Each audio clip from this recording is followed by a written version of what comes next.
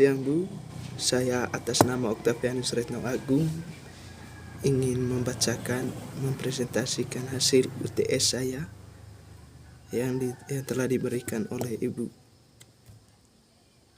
Pertama, jelaskan dalam bahasamu sendiri mengenai sifat-sifat bahasa. 1. Bahasa bersifat manusiawi. Pertama-tama, kita harus paham dan harus tahu bahasa itu apa. Bahasa adalah alat komunikasi bagi manusia dan pastinya bersifat manusiawi. Dimiliki oleh manusia saja. Selain itu, tanpa bahasa juga, manusia tidak mungkin saling kenal, saling berkomunikasi. Maka, bagi manusia, bahasa adalah hal yang terpenting dalam hidupnya. 2. Bahasa manusiawi bersistem. Perlu kita ketahui sistem itu apa dan mengapa dalam bahasa manusiawi harus bersistem. Sistem adalah susunan yang teratur atau yang membentuk suatu keseluruhan yang bermakna atau berfungsi. Dan sistem ini terbentuk karena sejumlah unsur suatu dengan yang lain berhubungan secara fungsional. Sistem bahasa ini berupa lambang-lambang bunyi. 3. Bahasa bersifat arbiter. Bahasa bersifat arbiter artinya suatu bahasa yang tidak bisa dijelaskan secara terperinci dan bahkan kata atau bahasa itu tidak bisa dijelaskan. Bahasa bersifat konvensional. Bersifat konvensional karena berpandangan bahwa kata-kata sebagai penanda tidak memiliki hubungan intrinsik dengan objek, tetapi pembentukan secara atribur atas persetujuan kesepakatan masyarakat. Tahap atribur atau masukan merupakan tahap awal, kemudian hasilnya disepakati atau dikonversikan. Yang kelima, bahasa bersifat simbolik. Sebelumnya perlu kita ketahui apa yang dimaksud dengan simbol. Simbol adalah tanda yang terlihat yang menggantikan gagasan atau objek. Namun, dalam bahasa, simbol perwakilan dari ide, perasaan, pikiran, dan tindakan secara atribut. Kata adalah bagian dari simbol yang hidup dan digunakan oleh kelompok masyarakat tertentu. Yang keenam, bahasa bersifat non-instintif.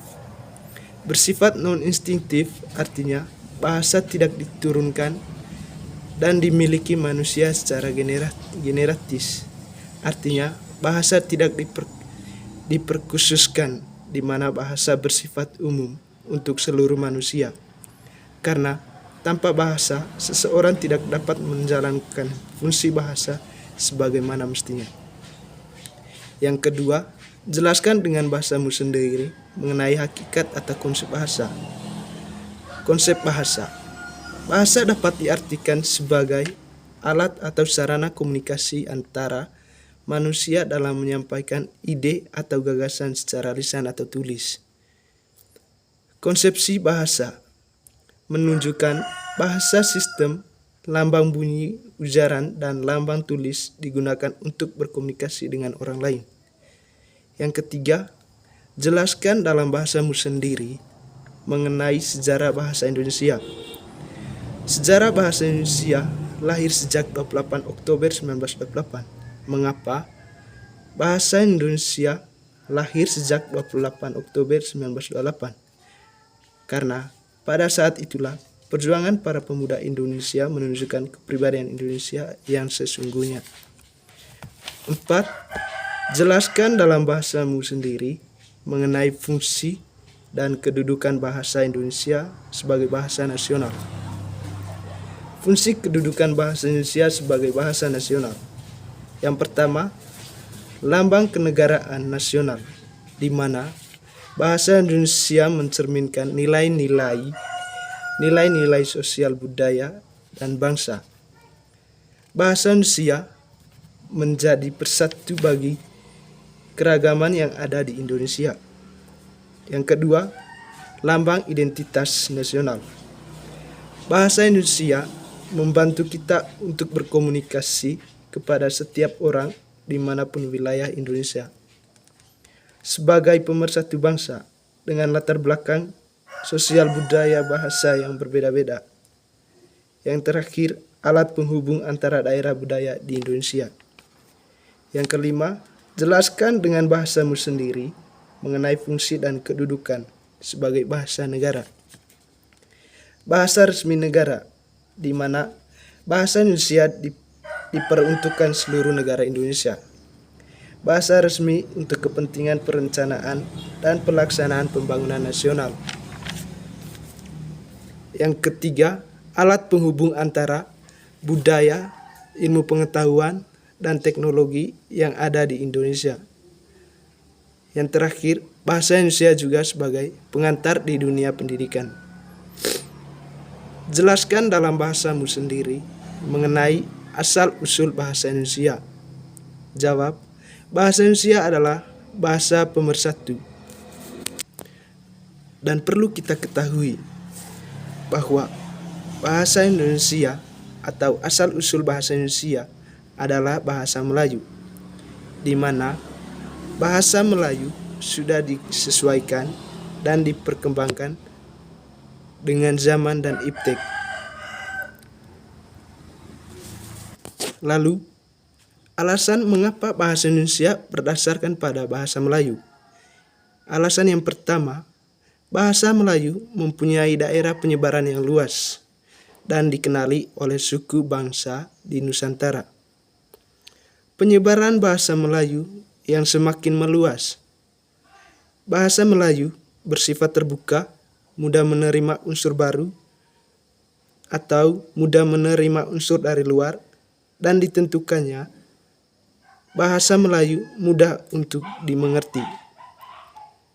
Bahasa Melayu memiliki watak yang sama dengan bahasa Indonesia, yaitu menggunakan kehidupan masyarakat yang demokratis. Bahasa Melayu dipilih sebagai dasar pembentuk bahasa Indonesia. Yang ketujuh, sebutkan 15 contoh bahasa tidak baku dan bentuk bakunya bagaimana? Jawab, kata baku, anugerah. Yang tidak membakunya anugerah. Aktif, yang tidak bakunya aktif. Analisis, tidak bakunya analisa. Bosan, tidak bakunya bosan. Bus, tidak bakunya bis. Favorit, tidak bakunya favorit. Cabai, tidak bakunya cabai. Cedera, tidak bakunya cidera. Detail, tidak bakunya detil. Durian, tidak bakunya duren.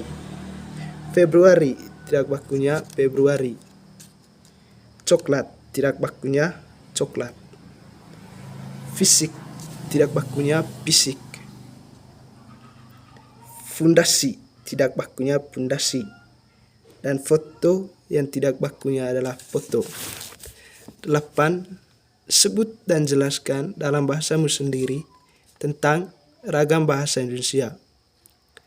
Ragam bahasa adalah gabungan, penyatuan atau variasi bahasa yang terbentuk karena pemakaian bahasa. Lalu, bagaimana membedakannya? Bahasa itu dapat dibedakan berdasarkan media yang digunakan, topik pembicaraan, dan sikap pembicaraannya. 1. Ragam bahasa menurut golongan penutur, dan ada 3 ragam bahasa menurut penuturnya. Yang pertama, ragam daerah yang dikenal dengan nama dialek. Ragam pendidikan dibedakan menjadi 2 bagian, yaitu ragam bahasa baku dan ragam bahasa lisan dan tidak baku. Yang ketiga, ragam bahasa menurut sikap penuturnya. 2. Ragam bahasa berdasarkan dibedakan pemakaiannya, situasi pemakaiannya. Berdasarkan pemakaiannya, ragam bahasa tidak dapat dibedakan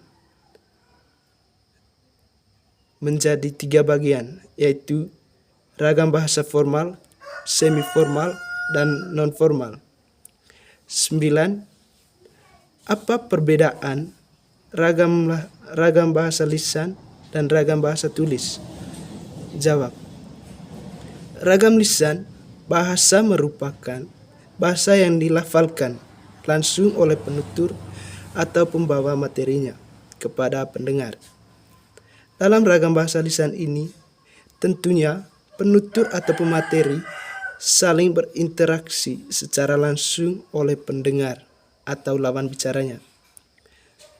Unsur-unsur dalam ragam bahasa lisan ini adalah intonasi, jeda, tekanan, dan pelafalan. Ragam bahasa tulis. Ragam bahasa tulis adalah ragam bahasa yang dihasilkan dengan menggunakan rangkaian huruf. Sebagai unsurnya adalah arti dari penjelasan ini adalah di mana penulis tidak memerlukan orang lain sebagai lawan bicaranya. Aspek-aspek penting dalam ragam bahasa tulis adalah penulis harus menguasai penggunaan ejaan bahasa Indonesia. Kedua, penulis harus menguasai struktur kalimat bahasa Indonesia. Ketiga, harus menggunakan bahasa Indonesia yang efektif. 10. Sebutkan aspek-aspek utama dalam ragam bahasa lisan. Jawab. Intonasi, pelafalan, jeda, tempo, tekanan, volume suara. Baik, itu saja hasil pekerjaan saya. Jika memang ada hal yang kurang menyenangkan, saya minta maaf.